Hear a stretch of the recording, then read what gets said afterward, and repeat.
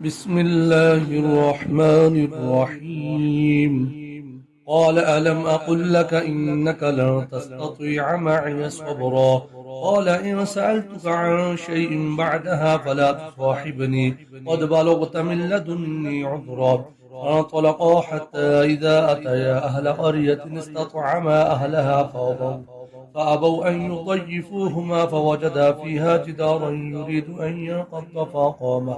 قال لو شئت لاتخذت عليه أجرا. قال هذا فراق بيني وبينك سأنبئك بتأويل ما لم تستطع عليه صبرا. أما السفينة فكانت لمساكين يعملون في البحر فأردت أن أعيبها وكان وراءهم ملك يأخذ كل سفينة غصبا. وأما الغلام فكان أبواه مؤمنين فخشينا أن يرهقهما طغيانا وكفرا فأردنا أن يبدلهما ربهما خيرا منه زكاة وأقرب رحما. وأما الجدار فكان لغلامين يتيمين في المدينة وكان تحته كنز لهما وكان أبوهما صالحا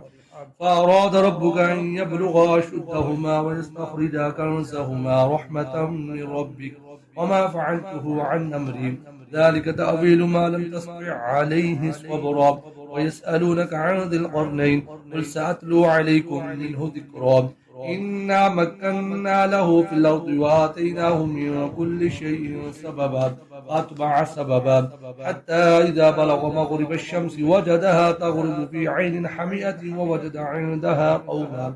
قلنا يا ذا القرنين إما أن تعذب وإما أن تتخذ فيهم حسنا. قال أما من ظلم فسوف نعذبه ثم يرد إلى ربه فيعذبه عذابا نكرا. وأما من آمن وعمل صالحا فله جزاء الحسنى وسنقول له من أمرنا يسرا. ثم أتبع سببا حتى إذا بلغ مطلع الشمس وجدها تطلع على قوم لم نجعل لهم من دونها سترا كذلك وقد أحطنا بما لديه خبرا. ثم أتبع سببا حتى إذا بلغ بين السدين وجد من دونهما قوما لا يكادون يفقهون قولا قالوا يا ذا القرنين إن يأجوج ومأجوج مفسدون في الأرض فهل نجعل لك خرجا على أن تجعل بيننا وبينهم سدا. قال ما مكنني فيه ربي خير فأعينوني بقوة نجعل بينكم وبينهم ردما. آتوني سبر الحديد حتى إذا ساوى بين الصدفين قال انفخوا حتى إذا جعله نارا قال آتوني يفرغ عليه قطرا وما استطاعوا أن يظهروه وما استطاعوا له نقبا. قال هذا رحمة من ربي فإذا جاء وعد ربي جعله دكا وكان وعد ربي حقا. وتركنا بعضهم يومئذ يموج في بعض ونفخ في الصور فجمعناهم جمعا وعرضنا جهنم يومئذ للكافرين عرضا الذين كانت أعينهم في غطاء عن ذكري وكانوا لا يستطيعون سمعا. أفحسب الذين كفروا أن يتخذوا عبادي من دوني أولياء إنا أعتدنا جهنم للكافرين نزلا. قل هل ننبئكم بالأخسرين أعمالا الذين ضل سعيهم في الحياة الدنيا وهم يحسبون أنهم يحسنون صنعا أولئك الذين كفروا بآيات ربهم ولقائه فحبطت أعمالهم فلا نقيم لهم يوم القيامة وزنا ذلك جزاؤهم جهنم بما كفروا واتخذوا آياتي ورسلي هزوا إن الذين آمنوا وعملوا الصالحات كانت لهم جنات الفردوس نزلا خالدين فيها لا يبغون عنها حولا. قل لو كان البحر مدادا لكلمات ربي لنفد البحر قبل أن تنفد كلمات ربي ولو جئنا بمثله مددا. قل إنما أنا بشر مثلكم يوحى إلي أنما إلهكم إله واحد فمن كان يرجو لقاء ربه فليعمل عملا صالحا ولا يشرك بعبادة ربه أحدا. بسم الله الرحمن الرحيم. كافها يا عين صاد ذكر رحمة ربك عبده زكريا إذ نادى ربه نداء خفيا قال رب إني وهن العظم مني واشتعل الرأس شيبا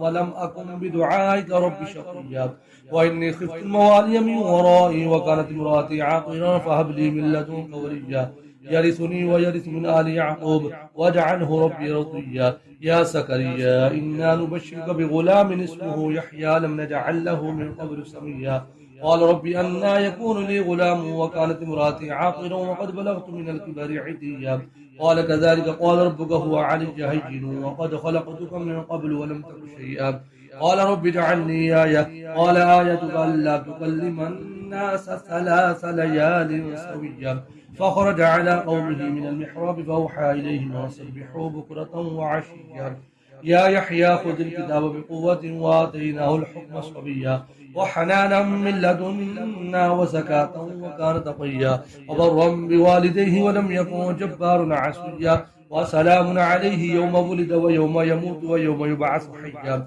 واذكر في الكتاب مريم إذ انتبذت من أهلها مكانا شرقيا فاتخذت من دونهم حجابا فأرسلنا إليها روحنا فتمثل لها بشرا سويا. قالت إني أعوذ بالرحمن منك إن كنت تقيا. قال إنما أنا رسول ربك ليهب لك غلاما زكيا. قالت أنى يكون لي غلام ولم يمسسني بشر ولم أك بغيا. قال كذلك قال ربك هو علي هين ولنجعله آية للناس ورحمة منا وكان أمرا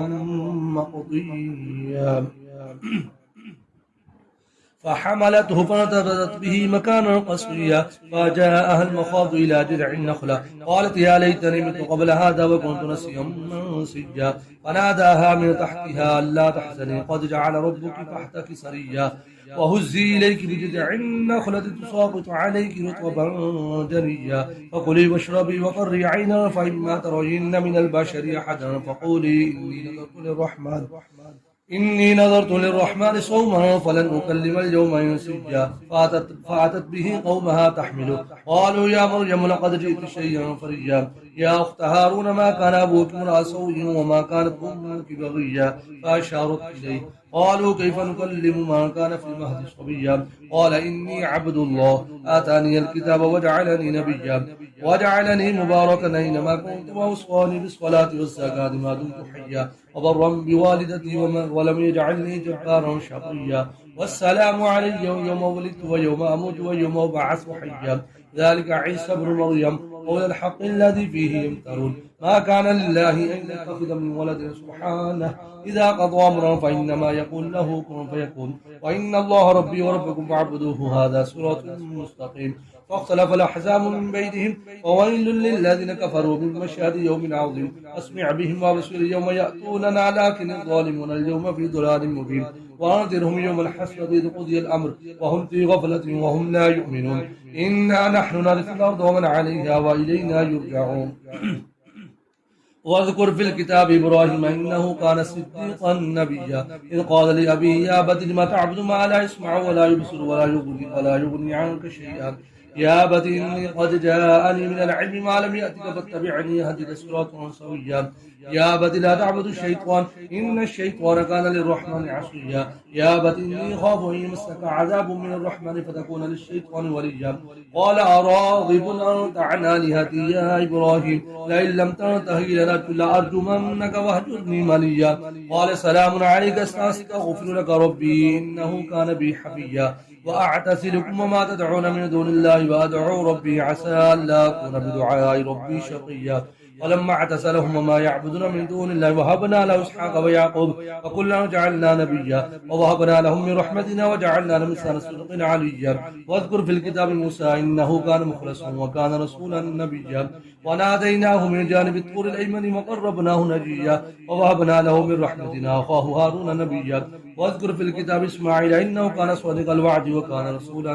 نبيا وكان يأمر أهله بالصلاة والزكاة وكان عند ربه مرضيا. واذكر في الكتاب إدريس إنه كان صديقا نبيا ورفعناه مكانا عليا. أولئك الذين نعم الله عليهم من النبيين من ذرية آدم وممن حملنا مع نوح ومن ذرية إبراهيم وإسرائيل وممن هدينا واجتبينا. إذا تتلى عليهم آيات الرحمن خروا سجدا وبكيا. فخلف من بعدهم خلف أضاعوا الصلاة واتبعوا الشهوات فسوف يلقون غيا. إلا من تاب وآمن وعمل صالحا فأولئك يدخلون الجنة ولا يظلمون شيئا. جنات عدن التي وعد الرحمن عباده بالغيب إنه كان وعده مأتيا لا يسمعون فيها لغوا إلا سلاما ولهم رزقهم فيها بكرة وعشيا تلك الجنة التي نورث من عبادنا ما كان تقيا وما نتنزل إلا بأمر ربك له ما بين أيدينا وما خلفنا وما بين ذلك وما كان ربك نسيا رب السماوات والأرض وما بينهما فاعبده واصطبر لعبادته هل تعلم له سميا ويقول الإنسان أإذا ما مت لسوف أخرج حيا أولا يذكر الإنسان أنا خلقناه من قبل ولم يك شيئا فوربك لنحشرنهم والشياطين ثم لنحضرنهم حول جهنم جثيا ثم لننزعن من كل شيعة أيهم أشد على الرحمن عتيا ثم لنحن أعلم بالذين هم أولى بها سبيليا وإن منكم إلا واردها كان على ربك حتما مقضيا ثم ننجي الذين اتقوا ونذر الظالمين فيها جثيا وإذا تتلى عليهم آياتنا بينات قال الذين كفروا للذين آمنوا أي الفريقين خير مقاما وأحسن نديا وكم أهلكنا قبلهم من قرن أحسن وتاتا ورئيا قل من كان في الضلالة فليمدد له الرحمن مدا حتى إذا رأوا ما يوعدون إما العذاب وإما الساعة فسيعلمون من هو شر مكانا وضعف جنودا ويزيد الله الذين اهتدوا هدى والباقيات الصالحات خير عند ربك ثوابا وخير مردا أفرأيت الذي كفر بآياتنا وقال لأوتين مالا وولدا أطلع الغيب أم اتخذ عند الرحمن عهدا كلا سنكتب ما يقول ونمد له من العذاب مدا ونرثه ما يقول ويأتينا فردا واتخذوا من دون الله آلهة ليكونوا لهم عزا كلا سيكفرون بعبادتهم ويكونون عليهم ضدا ألم تر أنا أرسلنا الشياطين على الكافرين تؤزهم أزا فلا تعجل عليهم إنما نعد لهم عدا يوم نحشر المتقين إلى الرحمن وفدا ونسوق المجرمين إلى جهنم وردا لا يملكون الشفاعة إلا من اتخذ عند الرحمن عهدا وقالوا اتخذ الرحمن ولدا لقد جئتم شيئا إدا تكاد السماوات يتفطرن منه وتنشق الأرض وتخر الجبال هدا أن دعوا للرحمن ولدا وما ينبغي للرحمن أن يتخذ ولدا إن كل ما في السماوات والأرض إلا للرحمن عبدا لقد أحصاهم وعدهم عدا وكلهم آتيه يوم القيامة فردا إن الذين آمنوا وعملوا الصالحات سيجعل لهم الرحمن ودا فإنما يسرناه بلسانك لتبشر به المتقين وتنذر به قوما لدا وكم أهلكنا قبلهم من قرن هل تحس منهم من أحد وتسمع لهم ركزا بسم الله الرحمن الرحيم طه ما أنزلنا عليك القرآن لتشقى إلا تذكرة لمن يخشى تنزيلا ممن خلق الأرض والسماوات العلى الرحمن على العرش استوى له ما في السماوات وما في الأرض وما بينهما وما تحت الثرى وإن تجهر بالقول فإنه يعلم السر وأخفى الله لا إله إلا هو له الأسماء الحسنى وهل أتاك حديث موسى إذ رأى نارا فقال لأهل امكثوا إني آنست نارا لعلي آتيكم منها بقبس أو أجد على النار هدى فلما أتاها نودي يا موسى إني أنا ربك فاخلع عليك إنك بالوادي المقدس طوى وأنا اخترتك فاستمع لما يوحى إنني أنا الله لا إله إلا أنا فاعبدني وأقم الصلاة لذكري إن الساعة آتية أكاد أخفيها لتجزى كل نفس بما تسعى فلا يصدنك عنها من لا يؤمن بها واتبع هواه فتردى وما تلك بيمينك يا موسى قال هي عصاي أتوكأ عليها وأهش بها على غنم ولي فيها موارب أخرى قال ألقها يا موسى فألقاها فإذا هي حية تسعى قال خذها ولا تخف سنعيدها سيرتها الأولى واضمم يدك إلى جناحك تخرج بيضاء من غير سوء آية أخرى لنريك من آياتنا الكبرى اذهب إلى فرعون إنه طغى قال رب اشرح لي صدري ويسر لي أمري واحلل عقدة من لساني يفقهوا قولي واجعل لي وزيرا من أهلي هارون أشدد به يسري وأشركه في أمري كي نسبحك كثيرا ونذكرك كثيرا إنك كنت بنا بصيرا ولقد أوتيت سؤلك يا موسى ولقد مننا عليك مرة أخرى إذا أوحينا إلى أمك ما يوحى أن اقذف فيه في التابوت فاقذف فيه في اليم فليلقه اليم بالساحل يأخذ عدو لي وعدو له وألقيت عليك محبة مني ولتصنع على عيني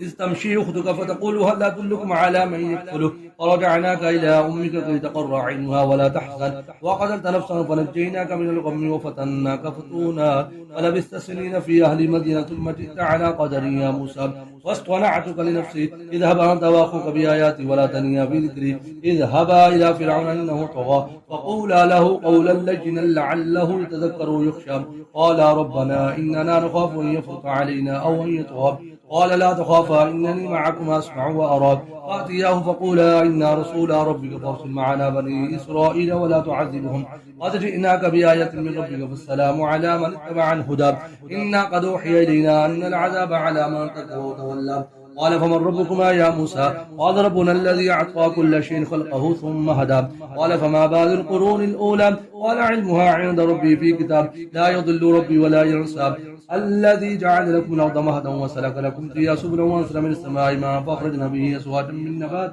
شتى كلوا ورعوا أنعامكم إن في ذلك لآيات لأولي النهى منها خلقناكم وفيها نعيدكم ومنها نخرجكم تارة أخرى ولقد أريناه آياتنا كلها فكذب وأبى قال أجئتنا لتخرجنا من أرضنا بسحرك يا موسى فلنأتينك بسحر مثله فاجعل بيننا وبينك موعدا لا نخلف نحن ولا أنت مكانا سوى قال موعدكم يوم الزينة وأن يحشر الناس ضحى فتولى فرعون فجمع كيده ثم أتى قال لهم موسى ويلكم لا تفتروا على الله كاذبا فيسحتكم بعذاب وقد خاب من افترى فتنازعوا أمرهم بينهم وأسروا النجوى قالوا إن هذان لساحران يريدان أن يخرجاكم من أرضكم بسحرهما ويذهبا بطريقتكم المثلى فاجمعوا كيدكم ثم أتوا الصفا وقد أفلح اليوم من استعدى قالوا يا موسى إما أن تلقي وإما أن نكون أول من ألقى قال بل ألقوا فإذا حبالهم وعصيهم يخيل إليه من سحرهم أنها تسعى فأوجس في نفسه خيفة موسى قلنا لا تخف إنك أنت الأعلى وألق ما في يمينك تلقى ما صنعوا إنما صنعوا كيد ساحر ولا يفلح الساحر حيث أتى